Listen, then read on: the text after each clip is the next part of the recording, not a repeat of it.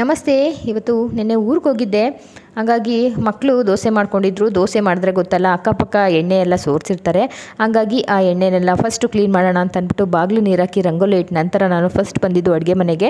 ಅಡುಗೆ ಮನೆ ಬಂದು ಅಡುಗೆ ಮನೆ ಎಲ್ಲ ಕ್ಲೀನ್ ಮಾಡಿಕೊಂಡೆ. ನಂತರ ಅಮ್ಮ ಬಿಸ್ಕೆಟ್ ಇದೆ, ಅದ್ರ ಜೊತೆಗೆ ಒಂದು ಲೋಟ ಹಾಲು ಮಾಡ್ಕೊಡಮ್ಮ ಅಂತ ಏನೋ ಕೇಳಿದ್ರು. ಅವರು ಡೈಲಿ ಹಾಲು ಬಿಸ್ಕೆಟು ಏನು ತಿನ್ನಲ್ಲ, ಯಾವಾಗಾದರೂ ಒಂದು ಸಲ ಈ ಥರ ಇಷ್ಟಪಟ್ಟು ತಿಂತಾರೆ. ಆದರೆ ಹಾಲನ್ನ ಕುಡಿಯಲ್ಲ. ಬಿಸ್ಕೆಟ್ ಹೆಚ್ಕೊಂಡು ಹಾಲನ್ನ ತಂದು ಮತ್ತೆ ನನಗೆ ಕೊಡ್ತಾರೆ, ಕುಡಿಯಮ್ಮ ನೀನೇನೆ ಚೆನ್ನಾಗಿರುತ್ತೆ ಅಂತ. ಹಂಗಾಗಿ ಸ್ವಲ್ಪನೇ ಒಂದೇ ಒಂದು ಲೋಟದಷ್ಟು ಹಾಲನ್ನ ಕೊಡ್ತಾಯಿದ್ದೀನಿ. ಬಾದಾಮಿ ಪೌಡ್ರನ್ನ ಮನೇಲೇ ಮಾಡ್ಕೊಂಡಿರೋವಂಥದ್ದು. ಹಾಗಾಗಿ ಕರೆಕ್ಟಾಗಿ ಒಂದು ಲೋಟ ಮಾಡಿಕೊಟ್ರೆ ಒಂದೇ ಲೋಟದಲ್ಲಿ ಇಬ್ಬರೂ ಕೂಡ ಬಿಸ್ಕೆಟ್ ಹೆಚ್ಕೊಂಬಂದು ಇನ್ನು ಮಿಕ್ಕಿದ್ರೆ ಹಾಲನ್ನ ಅದನ್ನು ಡಾಗಿಗೆ ಹಾಕೋದು ಈ ಥರ ಎಲ್ಲ ಮಾಡ್ತಾರೆ. ಇವಾಗ ಕರೆಕ್ಟಾಗಿ ಒಂದು ಲೋಟ ಮಾಡ್ಕೊಂಡಿದ್ದೀನಿ. ಒಂದು ಲೋಟ ಆಗಿದ ತಕ್ಷಣ ನಾನು ಇದಕ್ಕೆ ಇವತ್ತು ಚಪಾತಿ ಮಾಡೋಣ ಅಂದ್ಕೊಂಡೆ. ಟೊಮಟೊ ಗೊಜ್ಜು 2 ಥರ ಮಾಡ್ತೀವಿ. ಒಂದು ಮಸಾಲೆನ ರುಬ್ಬಿ ಮಾಡೋದೊಂದು, ಇನ್ನೊಂದು ಹಂಗೇ ದಪ್ಪ ಹೆಚ್ಚಿ ಟೊಮಟೊ ಮತ್ತು ಈರುಳ್ಳಿ ಎಲ್ಲ ಹಾಕಿ ಒಗ್ಗರಣೆಗೆ ಚೆನ್ನಾಗಿ ಬೇಯಿಸ್ಕೊಂಡು ಮಾಡೋವಂಥದ್ದು. ಅದು ತುಂಬ ಇಷ್ಟ ಆಗುತ್ತೆ ಮಕ್ಕಳಿಗೆ. ಹಂಗಾಗಿ ಅದನ್ನೇ ಮಾಡೋಣ ಇವತ್ತು ಅಂದ್ಕೊಂಡೆ. ಚಪಾತಿ ಮನೆಯವರು ವರ್ಕೌಟ್ ಮುಗಿಸ್ಕೊಂಡು ಬರೋ ಅಷ್ಟರಲ್ಲಿ ಅವ್ರಿಗೂ ಕೂಡ ಒಂದು ಅಗಸೆ ಮಜ್ಜಿಗೆ ಮಾಡ್ಕೋಬೇಕಲ್ವ. ಹಂಗಾಗಿ ಮೊಸರು ತೊಗೊಂಬರೋ ನಂದಿನಿದು ಅಂದರೆ ಮಿಲ್ಕಿ ಮಿಸ್ಟು ಮೊಸರು ತಂದಿಟ್ಟಿದ್ದಾನೆ. ಇಷ್ಟು ಸಾಫ್ಟಾಗಿ ಚಪಾತಿ ಹಿಟ್ಟನ್ನು ಕಲಿಸ್ಕೊಂಡ್ರೆ ತುಂಬ ಚೆನ್ನಾಗಿ ಸಾಫ್ಟಾಗಿ ಚಪಾತಿನೂ ಕೂಡ ರೆಡಿ ಆಗುತ್ತೆ. ಟೊಮಟೊ ಗೊಜ್ಜನ್ನ ರೆಡಿ ಮಾಡಿಕೊಂಡೆ.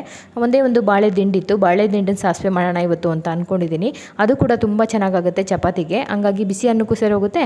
ಇವಾಗ ಚಿಕ್ಕ ಮಗ ಎಲ್ಪ್ ಮಾಡ್ತೀನಿ ಅಂತ ಬಂದ. ಚಿಕ್ಕ ಪುಟ್ಟದ ಕೆಲಸಕ್ಕೆ ತರಕಾರಿ ಹೆಚ್ಚೋದು ಇದನ್ನೆಲ್ಲ ಕೂಡ ನನ್ನ ಚಿಕ್ಕ ಮಗನೇ ಮಾಡಿಕೊಡ್ತಾನೆ. ಅದು ಬೇಗನೆ ಹೆಚ್ಚಿ ನಾವು ಮೊಸರು ನೀರು ಅಂದರೆ ಮಜ್ಜಿಗೆ ನೀರಿಗೆ ಹಾಕೋಬೇಕು, ಇಲ್ಲಾಂದರೆ ಸ್ವಲ್ಪ ಹುಣಸೆ ಹಣ್ಣು ಹಾಕಿ ಆ ನೀರಿಗೆ ಹಾಕೋಬೇಕು. ಆವಾಗ ಕಪ್ಪಾಗಲ್ಲ. ಇಲ್ಲಿ 2 ವಿಷಲ್ನ ತೊಗೊಳ್ತಾ ಇದ್ದೀನಿ. ನಂತರ ಅಮ್ಮ ಬಜ್ಜಿ ಮಾಡ್ಕೊಡಮ್ಮ ಎಷ್ಟು ದಿನ ಆಯಿತು ಅಂತ ಅಂದರು. ಮನೇಲಿ ಮಕ್ಕಳಿದ್ದಾಗ ಈ ಥರ ಎಲ್ಲರೂ ಕೂಡ ತಿಂತಾರಲ್ವ ಅನ್ನೋದಕ್ಕೋಸ್ಕರ ನಾನು ಹೀರೆಕಾಯಿ ಬಜ್ಜಿ ಮಾಡೋಣ ಅಂತ ಅಂದ್ಕೊಳ್ತಾ ಇದ್ದೀನಿ. ಹೀರೆಕಾಯಿನೆಲ್ಲ ಈ ಥರ ಸ್ಲೈಸ್ ಥರ ಕಟ್ ಮಾಡಿಕೊಂಡು ಇವಾಗ ನಾನು ಒಂದು ಬಾಳೆ ದಿಂಡಿನ ಸಾಸಿವೆ ಮಾಡ್ತೀನಿ ಅಂತ ಹೇಳಿದ್ನಲ್ಲ, ಅದಕ್ಕೆ 3 ಸ್ಪೂನಷ್ಟು ತೆಂಗಿನಕಾಯಿ ತುರಿನ ಬಳಸ್ಕೊಂಡಿದ್ದೀನಿ. ಇಲ್ಲಿ 2 ಸ್ಪೂನಷ್ಟು ಎಣ್ಣೆ ಹಾಕ್ಕೊಂಡು 1 ಸ್ಪೂನಷ್ಟು ಸಾಸಿವೆ ಫ್ಲೇವರೇ ಈ ಒಂದು ಬಾಳೆ ದಿಂಡಿನ ಸಾಸಿವೆ ಅದರಲ್ಲಿ ಇರೋವಂಥದ್ದು. ಇದು ನನ್ನ ಫ್ರೆಂಡ್ ಹೇಳ್ಕೊಟ್ಟಂಥ ರೆಸಿಪಿ, ತುಂಬ ಇಷ್ಟ ಆಗುತ್ತೆ. ಹಂಗಾಗಿ ಅದನ್ನೇ ಮಾಡೋಣ ಇವತ್ತು ಇತ್ತಲ್ವ ಅಂತಂದ್ಬಿಟ್ಟು. ಇದಕ್ಕೆ ನಾನು ಖಾರಕ್ಕೆ ಯಾವುದೇ ರೀತಿ ಚಿಲ್ಲಿ ಪೌಡ್ರನ್ನ ಬಳಸಲ್ಲ. ಹಂಗಾಗಿ ಹಸಿಮೆಣ್ಸಿಕಾಯಿನ ಹಾಕಿ ಉದ್ದುದ್ದ ಇರೋವಂಥ ಹಸಿಮೆಣ್ಸಿಕಾಯಿನ ಬಳಸೋಕೆ ಹೋಗಬೇಡಿ. ಮುರಿದು ಹಾಕೋದ್ರಿಂದ ಸಿಡಿಯಲ್ಲ, ಅದು ಇಲ್ಲಾಂದರೆ ಸಿಡಿಯುತ್ತೆ. ಇವಾಗ ರುಬ್ಕೊಂಡಿರೋ ಸಾಸಿವೆ, ಹಸಿಮೆಣ್ಸಿಕಾಯಿ ಮತ್ತು ತೆಂಗಿನಕಾಯಿ ಈ 3 ರುಬ್ಬಿರ್ತಕ್ಕಂಥ ಒಂದು ಮಸಾಲೆನ ಈ ಬಾಳೆ ದಿಂಡಿ 2 ವಿಷಲ್ ಹಾಕ್ಕೊಂಡಿದ್ವಲ್ವ ಅದಕ್ಕೆ ಹಾಕಿ ಮಿಕ್ಸಿನೂ 1-2-3 ಸ್ಪೂನಷ್ಟು ನೀರು ಹಾಕಿ ನೋಡಿ ಈ ಥರ ಹಾಕಿ ಮೊದಲೇ ನಾನು ಉಪ್ಪು ಹಾಕ್ಕೊಂಡಿದ್ದೆ ಬಾಳೆ ದಿಂಡನ್ನು ಕುಕ್ಕರಲ್ಲಿ ಕೂಗಿಸ್ಕೊಳ್ಬೇಕಾದ್ರೆ. ಇವಾಗ ನೀವು ಲಾಸ್ಟಲ್ಲಿ ನೋಡಿಕೊಂಡು ಬೇಕು ಅಂದರೆ ನೀವು ಉಪ್ಪನ್ನು ಸೇರಿಸ್ಕೊಳ್ಬೋದು. ಇಲ್ಲಿ ಸ್ವಲ್ಪ ಅರಿಶಿನ ಪುಡಿನ ಹಾಕ್ಕೊಳ್ಳೋಣ.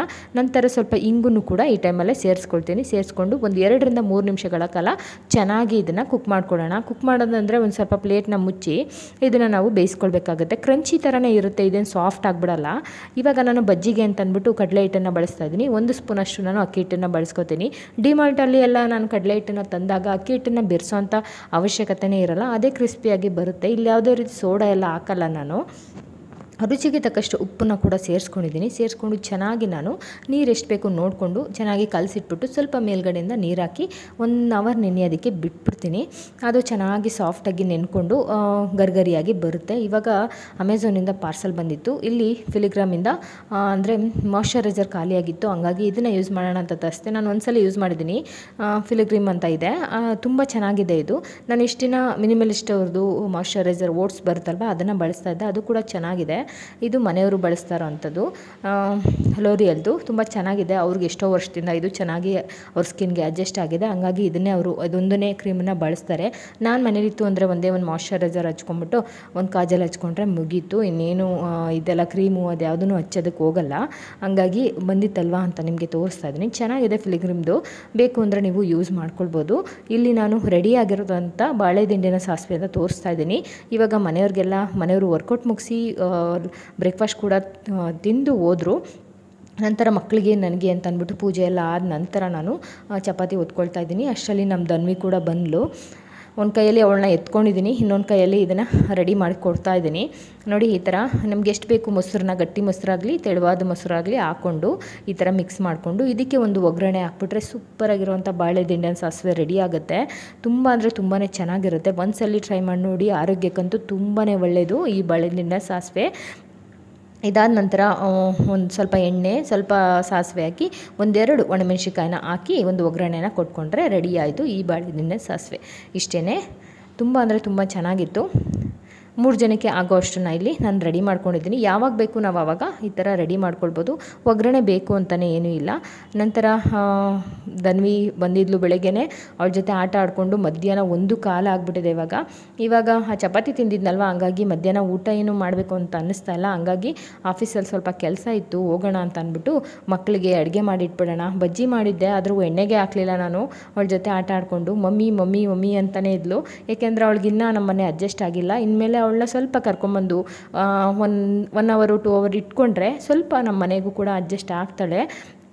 ಅವಳಿಗಿನ್ನ 1.5 ವರ್ಷ ಅಲ್ವಾ, ಹಾಗಾಗಿ ಅದಕ್ಕೆ ನನ್ನ ಮಗ ಹೇಳ್ತಾ ಇದ್ದೆ, ಏನಮ್ಮ ಅಮ್ಮನಿಂದ ಇವಾಗಲೇ ದೂರ ಮಾಡ್ತಾ ಇದೆಯಾ ಅಂತ. ಅವನಿಗೆ ಗೊತ್ತಾಗಲ್ಲ.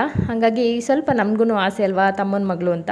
ಹಾಗಾಗಿ ಕರ್ಕೊಂಬಂದು ಅವಳ ಜೊತೆ ಆಟ ಆಡೋದು ತುಂಬ, ನಮ್ಮ ಮನೆಯವ್ರಿಗಂತೂ ಹೆಣ್ಮಕ್ಳು ಅಂದರೆ ತುಂಬಾ ಇಷ್ಟ. ಬಂದ ತಕ್ಷಣ ಕೇಳ್ತಾಯಿದ್ರು ಅವರು, ಅವಳನ್ನ ಪಿಳ್ಳೆ ಪಿಳ್ಳೆ ಅಂತ ಕರೀತಾರೆ, ಸಣ್ಣಗಿದ್ದಾಳಲ್ವ, ಹಂಗಾಗಿ ಪಿಳ್ಳೆ ಅಂದರೆ ಪಾಪು ಅಂತ. ಹಾಗಾಗಿ ಅವಳನ್ನ ಕರಿತಾಯಿದ್ರು, ಎಲ್ಲಿ ಹೊಟ್ಟೋದ್ಲಾ ಅಂತ. ಬೆಳಗ್ಗೆ ಬಂದಾಗ್ಲೂ ಅಷ್ಟೇ. ಇವಾಗ ಬೆಳಗ್ಗೆಯಿಂದ ನೀರನ್ನೇ ಕುಡ್ದಿರಲ್ಲ, ಮರ್ತೋಗಿದ್ದೆ. ಅವಳ ಜೊತೆ ಆಟ ಆಡಿಕೊಂಡು 1 ಲೋಟ ಬಿಸಿನೀರನ್ನ ಕಾಯಿಸ್ಕೊಂಡು ಕುಡಿಯೋಣ ಅಂತ ಅಂದ್ಬಿಟ್ಟು ಕುಡಿತಾ ಇದ್ದೀನಿ. ಬಿಸಿನೀರು ಕುಡಿದ್ಬಿಟ್ಟು ಮಕ್ಕಳಿಗೆಲ್ಲ ಅಡುಗೆ ಮಾಡಿ ಇಟ್ಕೊಟ್ಬಿಟ್ಟು ಆಫೀಸ್ಗೆ ಹೋಗೋಣ ಅಂದ್ಕೊಂಡಿದ್ದೀನಿ. ನಂತರ ಮನೆಯವರು ಅಷ್ಟರಲ್ಲಿ ಬಂದೇ ಬಿಟ್ಟರು. ಇವತ್ತು ಏನೂ ಅರ್ಜೆಂಟ್ ಮಾಡಿಲ್ಲ ಮನೆಯವರು ಊಟ ಕೊಡು ಅಂತ. ಏಕೆಂದರೆ ಧನ್ವಿ ಇದ್ಲಲ್ವ, ಮಕ್ಕಳಿದ್ದಾಗ ಸ್ವಲ್ಪ ಹೆಚ್ಚು ಕಮ್ಮಿ ಆಗೇ ಆಗುತ್ತೆ ಟೈಮಿಂಗ್ಸು. ಹಾಗಾಗಿ ಅವಳಿಗೆ ಇನ್ನು ಕೆಳಗಡೆ ಬಿಟ್ಟರೆ ಅವಳ ಪಾಡ್ಗೆ ಅವಳು ಆಟ ಆಡ್ಕೊಳ್ಳಲ್ಲ. ಅತ್ತೆ ಬಾಯ್ಲಿ ಅತ್ತೆ ಬಾ ಬಾ ಅಂತ ಕರೆದ್ಬಿಟ್ಟು ಅವಳು ಆಟ ಆಡೋದನ್ನು ನಂಗೆ ತೋರಿಸ್ತಾ ಇರ್ತಾಳೆ. ಮನೆಯವ್ರು ಕೂಡ ಅಷ್ಟರಲ್ಲಿ ಬಂದರು. ಇನ್ನು ರೆಡ್ ರೈಸ್ ಮಾಡಿದ್ದೆ, ರೆಡ್ ರೈಸ್ ಜೊತೆಗೆ ಉಪ್ಸಾರು ಕೂಡ ಮಾಡ್ಕೊಂಡಿದ್ದೆ. ಊರಿಂದ ನಾನು ಅವರೆಕಾಳು ಮತ್ತು ಸೊಪ್ಪೆಲ್ಲ ತಂದಿದ್ದೆ, ಅದರಲ್ಲಿ ನಾನು ಉಪ್ಸಾರು ಮಾಡಿಕೊಂಡೆ. ಉಪ್ಸಾರು ಮುದ್ದೆ ಅಂದರೆ ನಮ್ಮ ಮನೇಲಿ ಎಲ್ಲರಿಗೂ ಇಷ್ಟ ಆಗುತ್ತೆ. ಹಾಗಾಗಿ ಅದನ್ನೇ ಮಾಡ್ಕೊಂಬಿಡೋಣ, ಬೇಗ ಆಗುತ್ತೆ. ಒಂದು 20 ನಿಮಿಷದಲ್ಲಿ ಉಪ್ಸಾರು ಮುದ್ದೆ ಒಂದು ಕಡೆ ಅನ್ನಕ್ಕೆ ಇಟ್ಕೊಂಬಿಡ್ಬೋದು, ತುಂಬಾ ಬೇಗ ಆಗುತ್ತೆ. ಇವಾಗ ಬಜ್ಜಿಗೆ ನಾನು ಕಲಸಿಟ್ಟಿದ್ನಲ್ವ, ಅದನ್ನು ಹಾಕೇ ಇರಲಿಲ್ಲ. ಹಂಗಾಗಿ ಬಜ್ಜಿನೂ ಕೂಡ ಮಾಡ್ಕೊಂಬಿಡೋಣ ಅಂತ ಅಂದ್ಬಿಟ್ಟು ಹೀರೆಕಾಯ್ದು ರೆಡಿ ಮಾಡ್ತಾಯಿದ್ದೀನಿ. ಆದರೆ ಅಷ್ಟರಲ್ಲಿ ನನ್ನ ಮಗ ಕೂಡ ಏನು ಓದ್ಕೊಂಡಿದ್ದಾರೆ ಅದನ್ನು ಬಂದು ನನಗೆ ಹೇಳ್ತಾ ಇರ್ತಾರೆ. ನನಗೆ ಅರ್ಥ ಆಗುತ್ತೋ ಇಲ್ವೋ, ಒಟ್ಟಿನಲ್ಲಿ ನಾನಂತೂ ಅಂತ ಇರ್ತೀನಿ ಅಷ್ಟೇ. ಮೊದಲು ನಾವು ಓದಬೇಕಾದ್ರೆ ಇದ್ದಿದ್ದಂಥ ಸಿಲೆಬಸ್ಗೂ ಇವಾಗ ಓದ್ತಾ ಇರೋ ಅಂಥದ್ದಕ್ಕೂ ತುಂಬಾ ಡಿಫ್ರೆನ್ಸ್ ಇದೆ. ಕೆಲವೊಂದೂ ಅರ್ಥನೇ ಆಗಲ್ಲ ಅಂತ ಹೇಳ್ಬೋದು ನನಗೆ. ಆದ್ರೂ ಹೌದು ಅಂತ ಇರ್ತೀನಿ. ಏಕೆಂದರೆ ಅವ್ರಿಗೆ ಒಂದು ನನಗೆ ಅರ್ಥ ಆಗಲ್ಲ ನೀನು ಹೋಗು ಅಂತ ಒಂದೇ ಮಾತಲ್ಲಿ ಹೇಳ್ಬಿಟ್ರೆ ನೆಕ್ಸ್ಟು ಅವರು ಮತ್ತೆ ಬಂದು ಅದನ್ನು ಎಕ್ಸ್ಪ್ಲೇನ್ ಮಾಡೋದೇ ಇಲ್ಲ ಅಂತ ನನಗನ್ಸುತ್ತೆ. ಹಂಗಾಗಿ ಅವ್ರು ಏನೇ ಹೇಳಿದ್ರು ಅಂತಲೇ ಇರ್ತೀನಿ. ಹಂಗಾಗಿ ಇಬ್ಬರೂ ಕೂಡ ನೋಡಿ, ಇಬ್ಬರೂ ಹಿಂಗೆ ಮನೇಲಿರ್ಬೇಕಾದ್ರೆ ನನ್ನ ಹಿಂದೆ ಮುಂದೆನೇ ಸುತ್ತಾ ಇರ್ತಾರೆ. ನಾನು ಎಲ್ಲಿ ಹೋಗ್ತೀನಿ ಅಲ್ಲೇ. ಒಂದು 10 ನಿಮಿಷ ಹೊರಗಡೆ ಹೋಯ್ತು ಅಂದರೆ ಅಲ್ಲಿಗೂ ಕೂಡ ಫೋನ್ ಮಾಡ್ತಾನೆ ಇರ್ತಾರೆ. ಧನ್ವಿ ಹೋದ ನಂತರ ಅವಳು ಇರೋವರೆಗೂ ಅವಳ ಜೊತೆ ಆಟ ಆಡ್ಕೊಂಡಿದ್ದೆ. ಅದಾದ ನಂತರ ಅಡುಗೆ ಮಾಡೋಣ ಅಂತ ಅಂದ್ಬಿಟ್ಟು ಬೇಗನೆ ಅಡುಗೆ ಮಾಡ್ತಾಯಿದ್ದೀನಿ. ಹೀಗೆ ಒಂದೇ ತಟ್ಟೆಲಿ ತಿನ್ನೋದು, ಒಂದು 5 ನಿಮಿಷ ಕಿತ್ತಾಡ್ತಾರೆ, ಒಂದು 5 ನಿಮಿಷ ಒಂದಾಗ್ಬಿಡ್ತಾರೆ. ಇವಾಗ ಬಜ್ಜಿನ ಹಾಕ್ಕೊಳ್ಳೋಣ ಅಂತ ಅಂದ್ಬಿಟ್ಟು ಬಜ್ಜಿನ ಹಾಕ್ತಾಯಿದ್ದೀನಿ. ಬಜ್ಜಿ ಒಂದು ಮಾಡಿಕೊಂಡ್ರೆ ರೆಡಿ ಆಯಿತು. ಉಪ್ಸಾರಿಗೆ ನಾನು ಖಾರ ರುಬ್ಕೋಬೇಕು. ಉಪ್ಸಾರು ನಾವು ಹಸಿ ಅವರೆಕಾಳಲ್ವಾ, ಹಸಿ ಅವರೆಕಾಳು ಜೊತೆಲಿ ಒಂದು ತೆಳುವಾಗಿ ಮುದ್ದೆ ಮಾಡ್ಕೊಂಬಿಟ್ರೆ, ತೆಳ್ಳಗಿರಬೇಕು ಮುದ್ದೆ, ಗಟ್ಟಿ ಮುದ್ದೆನೂ ಅಷ್ಟು ಇಷ್ಟಪಡಲ್ಲ. ತೆಳ್ಳಗಿದ್ಬಿಟ್ರು ಅಂತಂದರೆ ತುಂಬ ಇಷ್ಟಪಟ್ಟು ತಿಂತಾರೆ.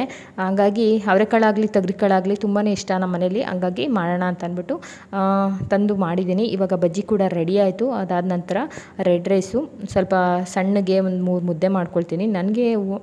ನನಗೆ ಊಟ ಮಾಡಬೇಕು ಅಂತ ಅನ್ನಿಸ್ತಾ ಇಲ್ಲ ಅಂತ ಮುಂಚೆನೇ ಹೇಳಿದ್ನಲ್ವ, ಹಾಗಾಗಿ 3 ಜನಕ್ಕೆ ಅಷ್ಟೇ ಮಾಡ್ತಾಯಿದ್ದೀನಿ. ನೋಡಿ, ರೆಡ್ ರೈಸ್ ಕೂಡ ಆಯಿತು. ಇದನ್ನು ನಾನು ಈ ಅನ್ನನ ಬಳಸ್ತೀನಿ. ನಾನು ಪ್ರತಿ ಸಲ ಪಾತ್ರೆಯಲ್ಲೇ ಮಾಡ್ಕೊಳ್ತೀನಿ ಅಥವಾ ಮಡಿಕೆಯಲ್ಲಿ ಮಾಡ್ಕೊತೀನಿ. ಮಡಿಕೆ ಮತ್ತು ಹಿತ್ತಾಳೆದು ಈ ಥರ ಅಂದರೆ ನಂಗೆ ತುಂಬ ಇಷ್ಟ ಪಾತ್ರೆಗಳು, ಹಾಗಾಗಿ ಅದನ್ನು ಕೂಡ ಮಾಡ್ಕೊಳ್ತೀನಿ. ಇವಾಗ ಬಜ್ಜಿ ಕೂಡ ರೆಡಿ ಆಯಿತು. ರೆಡಿ ಆದ ನಂತರ ನಾನು ಖಾರ ರುಬ್ಕೊಳ್ತೀನಿ. ಮಗ ನಾನು ಮಾಡ್ತೀನಿ ಬಿಡಮ್ಮ ಅಂತ ಹೇಳ್ತಾನೆ. ಕೈಗೆಲ್ಲ ಸಿಡಿಸ್ಕೋತಾನೆ. ಎಣ್ಣೆ ಅಲ್ವಾ, ಎಣ್ಣೆ ಹತ್ರ ಮಕ್ಕಳನ್ನ ಬಿಡಬಾರ್ದು ಅಂತ ಅಂದ್ಬಿಟ್ಟು ನಾನೇ ಮಾಡ್ತೀನಿ. ಅವ್ನು ಬೇಜಾರು ಮಾಡ್ಕೊಂಡು ಹೋದ. ಇವಾಗ ಏನಕ್ಕೂ ನನಗೆ ಕೆಲಸಕ್ಕೆ ಬಿಡೋದೇ ಇಲ್ಲ ನೀನು ಅಂತ. ಇವಾಗ ಆಯಿತು. 2ನೇ ಬ್ಯಾಚ್ ಕೂಡ ಹಾಕ್ಕೊಂಡಿದ್ದೀನಿ. ಹಾಕ್ಕೊಂಡು ನಂತರ ಸ್ವಲ್ಪ ಹೂಕೋಸಿತ್ತು, ಅದನ್ನು ಕೂಡ ಗೋಬಿ ಥರ ಮಾಡಿಬಿಡೋಣ ಅಂತ ಅಂದ್ಬಿಟ್ಟು ಅದನ್ನು ಕೂಡ ಹಾಕ್ಕೊಂಡಿದ್ದಾಯಿತು. ಇವಾಗ ಹಸಿಮೆಣ್ಸಿಕಾಯಿನ ಹಾಕ್ಕೊಳ್ತೀನಿ ಮಿಕ್ಸಿ ಜಾರ್ಗೆ. 2 ಟೊಮೊಟೊನೂ ಕೂಡ ಹಾಕ್ಕೊಳ್ತೀನಿ. ಇದಕ್ಕೆ ನಾವು ಹಸಿದು ಕಾಳಿತ್ತಲ್ವ, ಅದನ್ನು ಒಂದು ಅರ್ಧ ಸೌಟ ಅಷ್ಟು ಹಾಕ್ಕೊಳ್ತೀನಿ. ಹಾಕ್ಕೊಂಡು ಇದಕ್ಕೆ ಸ್ವಲ್ಪ ಉಪ್ಪು, ನಂತರ ಸ್ವಲ್ಪ ಹುಣಸೆಹಣ್ಣು ಹಾಕಲೇಬೇಕು.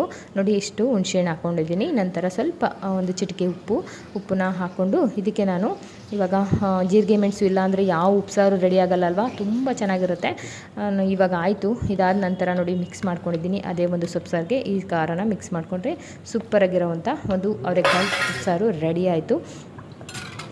ನೋಡಿ ಎಷ್ಟು ಚೆನ್ನಾಗಿದೆ ಅಲ್ವಾ. ಇದಾದ ನಂತರ ಎಲ್ಲರೂ ಕೂತು ಕೆಳಗಡೆ ಕೂತು ಊಟ ಮಾಡೋದಂದರೆ ನಮ್ಮ ಮನೇಲಿ ಎಲ್ಲರಿಗೂ ಇಷ್ಟ. ಅದನ್ನೇ ಅಭ್ಯಾಸ ಮಾಡಿದ್ದಾರೆ ಮನೆಯವರು ಅವಾಗಿಂದನೂ ಅಷ್ಟೇ. ಯಾವಾಗೆಲ್ಲ ಮಕ್ಕಳಿಗೆ ರಜೆ ಇರುತ್ತೆ ಅಥವಾ ನೈಟ್ ಆದರೂ ಒಂದು ಟೈಮ್ ಆದ್ರೂ ಕೂತ್ಕೊಂಡು, ಅವರು ಬೆಳಿಗ್ಗೆ ಹೊತ್ತು ಸಿಗಲ್ಲ, ಬೆಳಿಗ್ಗೆನೇ ಸ್ಕೂಲ್ಗೆಲ್ಲ ಹೋಗ್ಬಿಡ್ತಾರೆ. ರಾತ್ರಿ ಆದರೂ ಒಂದು ಟೈಮು ಕೂತು 4 ಜನ ಊಟ ಮಾಡೋವಂಥ ಅಭ್ಯಾಸ. Thank you for watching.